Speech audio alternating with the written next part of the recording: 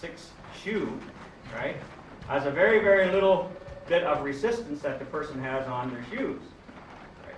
And what else? Very little bit of weight on that surface. So, and it depends on what they're standing on, right? And depending on what their balance is.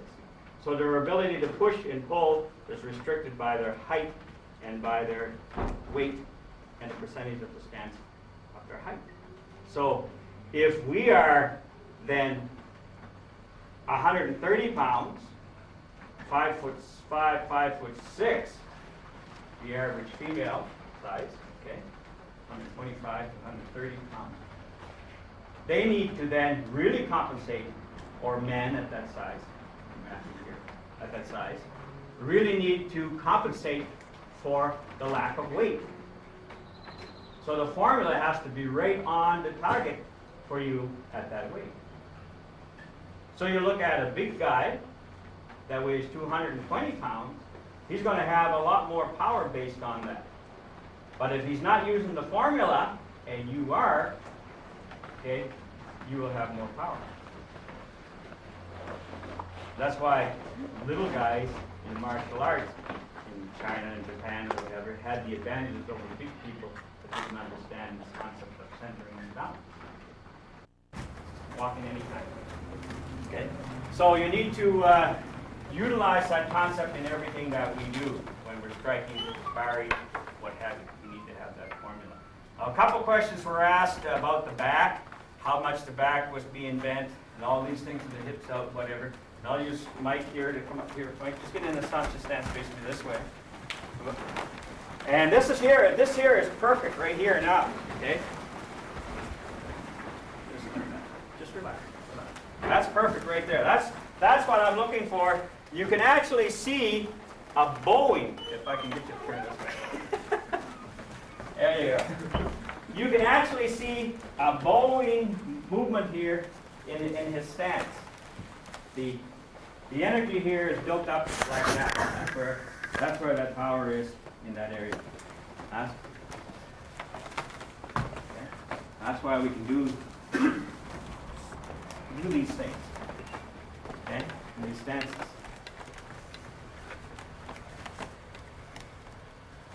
Okay? That's the concept of the stance. Now he hits me from that position there. He is putting a lot of energy in there. Okay? Now the speed of that punch that he's going to come out at is based on a couple of things. Okay, just relax. It's based on a couple of things. It's based on the speed of the foot speed, the hip speed, the shoulder speed, the hand speed. Okay? The fast twitch muscles in his back and in his lats. Those are the things that are going to develop this punch. If this is a technical punch, then what's probably happening is he's only utilizing his arm speed, and that could be very restrictive because he's doing a very technical move that's based on a specific technique.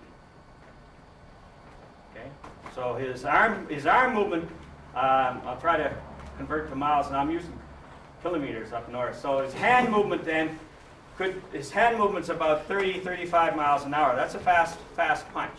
Okay, shoulder about 8 miles an hour. So we got 38 miles an hour. Hip speed about 7 miles an hour. How much is that? 45. Okay. Body foot movement, we can get that into action another 8, 9, 10 miles an hour. So we build up, we add all these things together, and we come up with a 55 to 60 mile an hour punch, which is a really fast punch. Then we got some velocity on the punch. If I'm dealing with just a basic 30 mile an hour punch, that's not really too much to worry about. Okay. So these things here all have to be incorporated to make a perfect punch. That's the difference. So mass times velocity equals force. So the more velocity we have, the more force we're going to have, the more masses that are incorporated in, the more force we're going to have. Okay? So we need to incorporate all those things in our strike or in our circle moves or whatever else we're going to be doing. Okay? But if we do a very, very restricted move, then that's too technical. Okay? It's a technical move that doesn't belong in a primeval situation. Situation. Because this guy here, we don't know where he's coming from. This guy may be a predator simply because his eyes are in front of his head. He may not be trained in any way. As a result, he's not what? Restricted in any way. I'm trained, I'm disciplined, and I can also be very, very technical and restricted. So that's what can happen. Okay. Thanks, Mike. So we need to be able to unload that stuff. I'm going to get Lizette to give me your punch pads and unload. Okay, good. Gave me the. I was trying to take the punch pads. Now, because I've been training for longer than a lot of you guys have been alive, I can punch.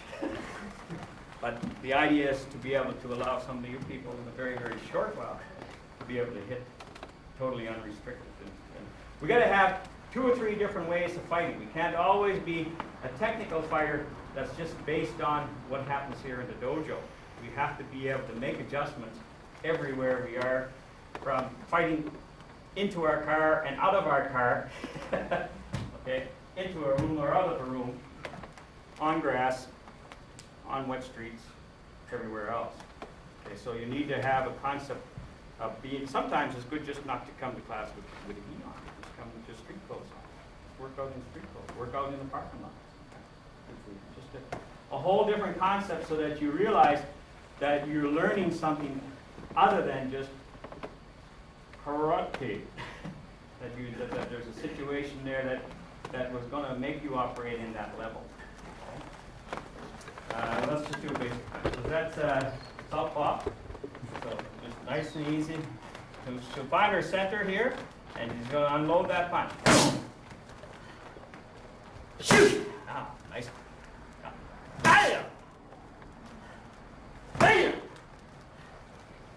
Shot! Ah, we're hitting. Ha! Unload that punch. Come on. Hey, ha! One more. Come on, dump it. Hey, ha! And there's a totally unrestricted punch. Okay? Not bad, eh? Very good. Very good.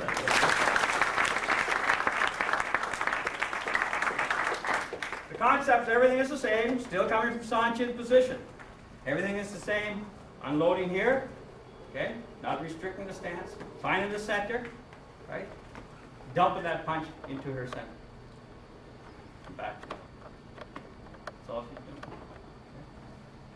Not doing this.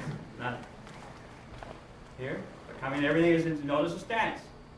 The basic fight principle, no matter who it is, jiu-jitsu, boxing, or karate, they know you have to operate from that center. It's there. That's the center that we're operating from. Okay? Now I need you to extend your power punch to that center point and hold it there for me. That's where you're going to be dropping that punch. Now remember, where does it go? It goes where? It goes in towards your center. So the direction of your punch then, if you're right-handed, is going right to left. If your arm was long enough, it would eventually go right off to the other side because it's migrating that way. Okay? It's the same, look here, the same area that would be when you're doing this. Okay, your double thrust, same area, that's where your punch would be, that's where your punch would be, all right? Your other hand is the energy receptor. Your other hand, your neutral hand, is the energy receptor. Energy in, energy in, energy out. Energy in, energy out, energy in, energy out. Just do this here, right here. Just show me this. From that center. Do a little pull and a push. Little pull and a push. Pull and a push. From your center. A little pull and a push. Nice, Buzz. Perfect. Wow. Right on. Don't sound so surprised. Perfect. Perfect. Nice. Wise guy. Good. Now what we're going to do, nice one. Now what we're going to do, remember what we want to incorporate? We want to incorporate hip, shoulder, right? Arm, to make a real good technical technique. Right? Hip, shoulder, and arm. A little bit of hip, a little bit of shoulder on that. That's nice, yes. Let the elasticity of the move come back by itself. Don't make an effort to pull it back. Remember, the neutral hand is energy in. Energy in, energy out.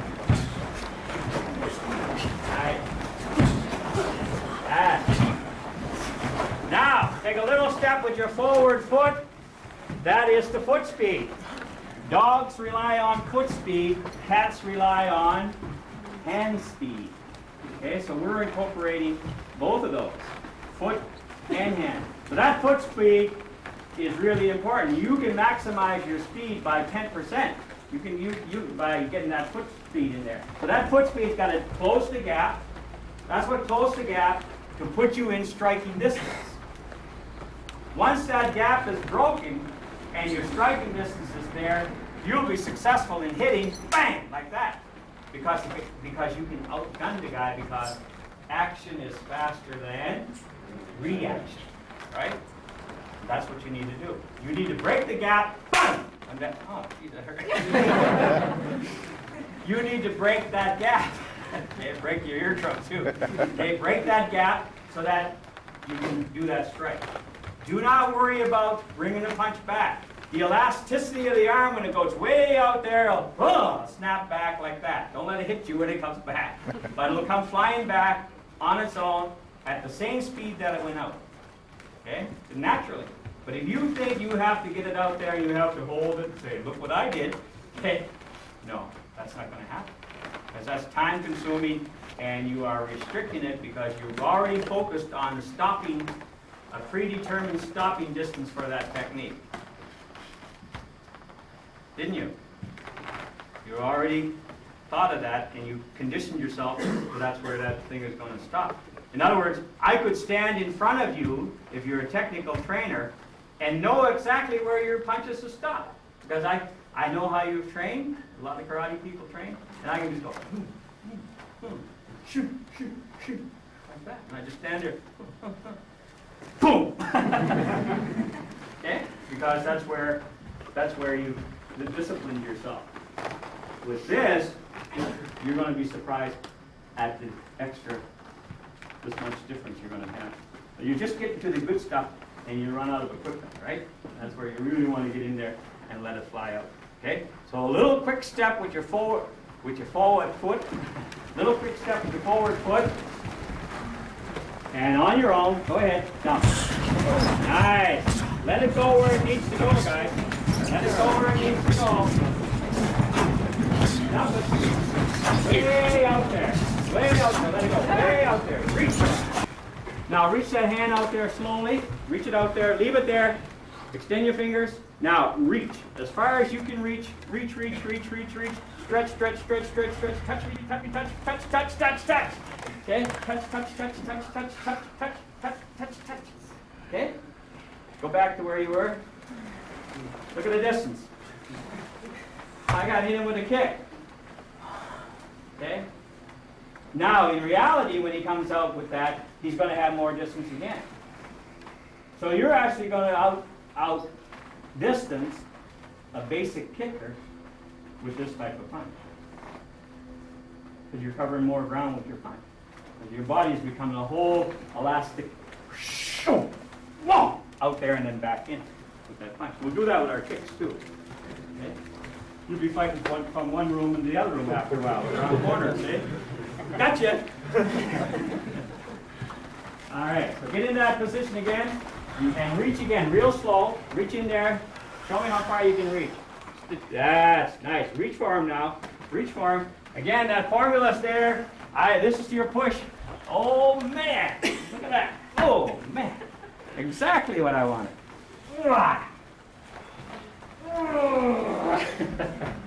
Okay? Oh. Okay, that's what I want right there. Perfect. Remember, the left hand, neutral hand is energy in, shoulder height, energy in. Bring it back here. Way in here. Way in. Energy in. That's your energy in hand with the elbow in. That's your energy in hand with the elbow in. Can't have the energy in hand like that because the energy is not going in, it's going out in the elbow. Energy's got to be in with that hand coming that way. Rest again. Now let's try a couple more punches like that quickly and go to that same spot, real deep, snap back. Your whole body goes out, snaps back on its own. Go. On your own. Fast foot speed. Fast foot. Fast foot speed. Nice one. Nice one. Right down. That's it. Yes. Yes. Ah, beautiful. Beautiful. Beautiful. Now what we're going to do is we're going to pair off with a partner, and we're just going to do this exercise with our partner. I want you to watch the distance that I have here when I jump this spine. Very simple, from this distance here. Okay, we're going to take that and jump. Okay, just on the end, just let that snap. From the shoulder here. Okay, that's it. Just let the arm snap. Then you get a little foot speed. Okay. Let that snap out there. Don't put any energy on it. That's it. Just that alone is setting up the energy in there. He can feel that energy around that punch as I'm coming in without having to hit him. Okay? Okay? And all you do when you want to hit, then you just lock that up and let it go through the punch. Remember, we're setting up this here is a receptor of energy. We're going to give them a lot of energy. Okay? That's what we want to do. So with your partner's going to stand back, and I want to watch the distance that you're going to get on that move. Okay? Now don't want you locking it up, just go boom, back, boom, back. Okay, just try that. You'll be the further away, the better I like it. Sounds like a song. We won't get into it. Okay, now what I want Mike to do, these guys are doing great. Tracy, where are you? Excellent job too. Okay. Now what he's really having problems with is this restriction of his stance that I made him stay way back in. He wants to carry that punch in there too far in there before he punches. So he's beyond John's kicking distance. Okay. Okay. Now go ahead. Nice. Nice. Now hold it up. Beautiful. Hold. Nice. And that's the area that he's coming in, he's following up. Now that he's close to the gap, this back leg can make adjustments while he's there, once he's made target, right? Once he's got acquisition of target, right? The back leg can make adjustments. Now it can start coming into play for a sweep, for a kick, whatever else is going to come on. Okay? But he's operating from a distance I know now for a fact that he never knew he had. Okay? Correct? Correct. Right. See, you are sort of like an orangutan. I know you don't want to realize that, but we come from that family, and you have, well, you guys do. Isn't that the secret of evolution for the monkeys and stuff? Us Indians don't believe in that. I think the Creator made us this way, but you white guys somehow, and I think you come from the trees somehow. All right, so that's the distance. Okay, John, you do a couple now. Your hands up. Nice long range. That's cool. Oh, you're way too close. You're going to hit me.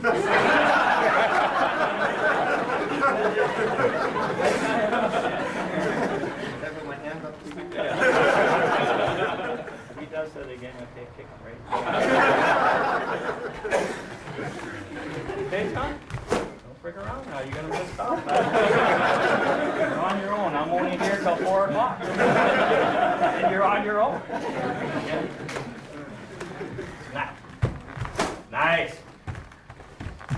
So you're pulling your punch. Get further back. Okay. I want your punch to, the very end of your punch needs to be touching in here. Okay? Don't hit him now. Just go. Touch the key right there. Touch. There. Nice. You get snap. Bam. Okay? You get the point though. Very good. Very good.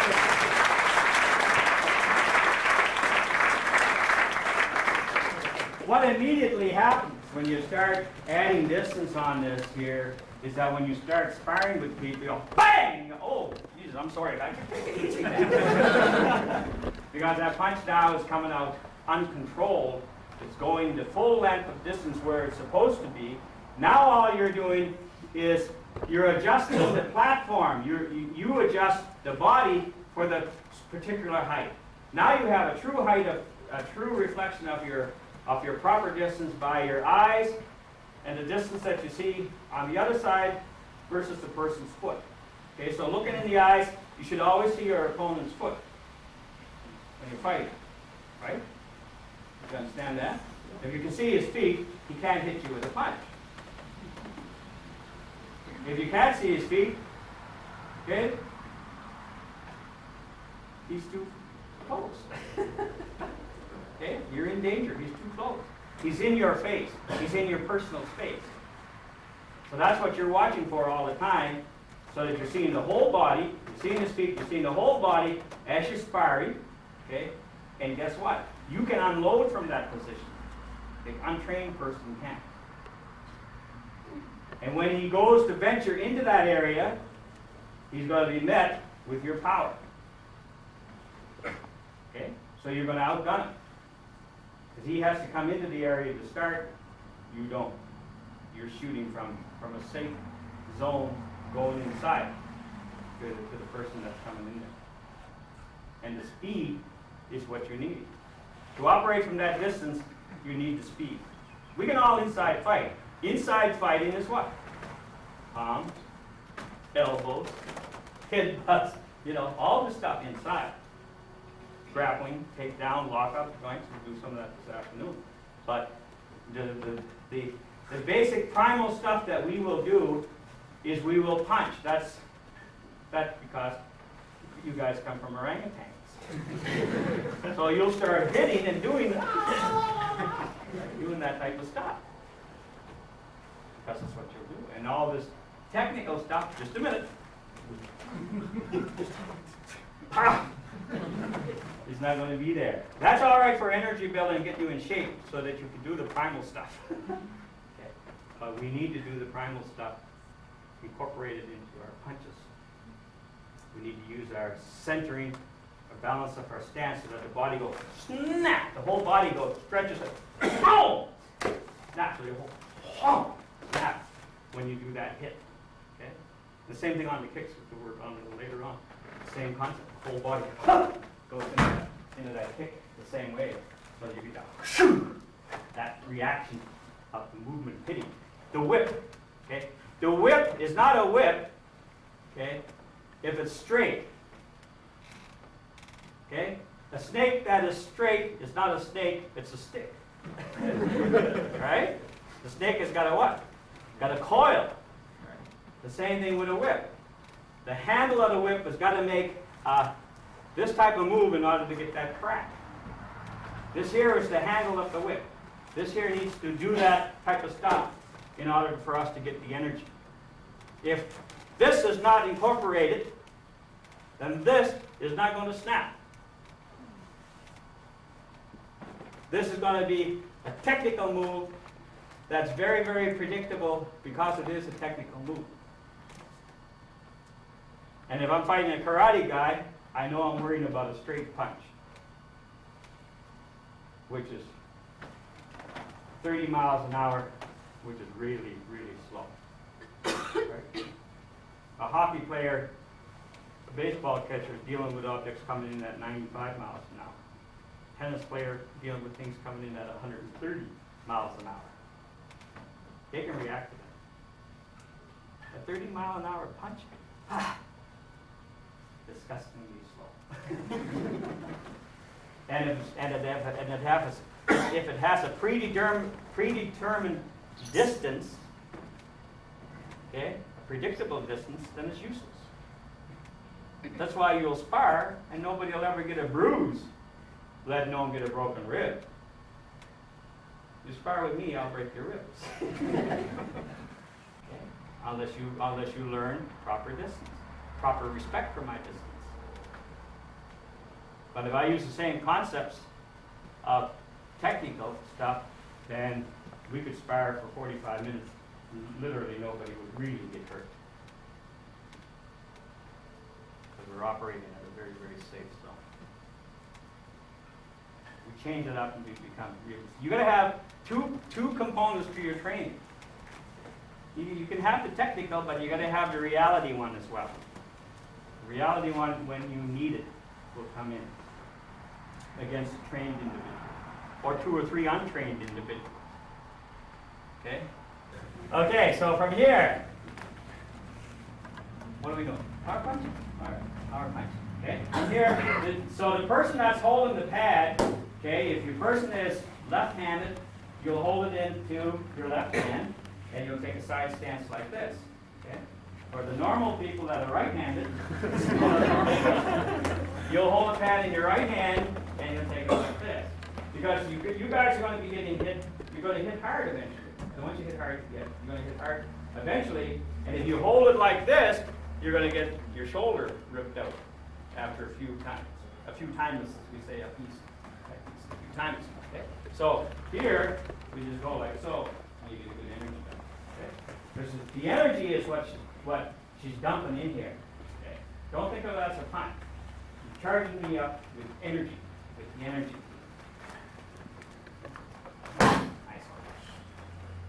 There we go. Snap the shoulder. There we go. Yeah. Bang! Bang!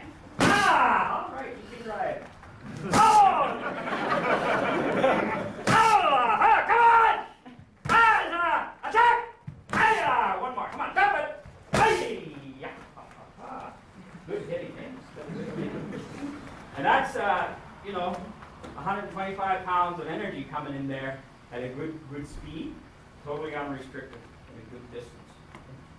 I'm actually restricting her a lot by giving her a specific target area at the same time.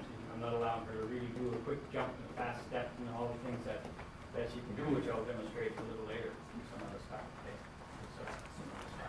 So we'll put her in a very compromising position. But even in that, you see the energy build up, that's a good hit. Now, if anybody here, the 200 pounds can hit like that, I'll be very impressed. Okay? And you will if you use the centering formula. Okay? We're going to have those infomercials. Jim's centering formula. For $39.95, we will send you 2 right now if you order in the next 20 minutes. Okay? All right. I know where the camera is. All right, now what I'm going to ask you to do, you guys that are doing this punching, I want you to build up on the punching real easy, okay? And as you guys that are holding the pads, feel that energy building up, you just start going a little bit with it, okay? Don't resist hard, don't punch hard, because if your hand is not right, you're going to bang, sprain your wrist. Okay? So I need you to make sure your hand is right to receive the type of energy that moi is now giving you. All right? All right, let's try that. Right hand holders, right hand punchers, left hand holders, left hand.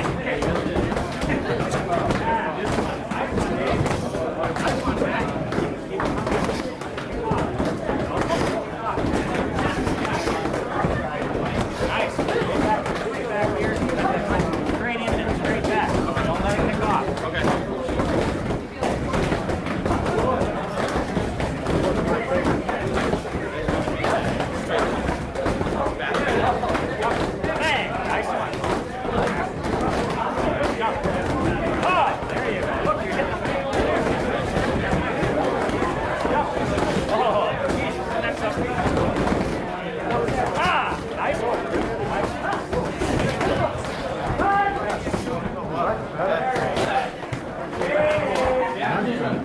let's count per sec. Change.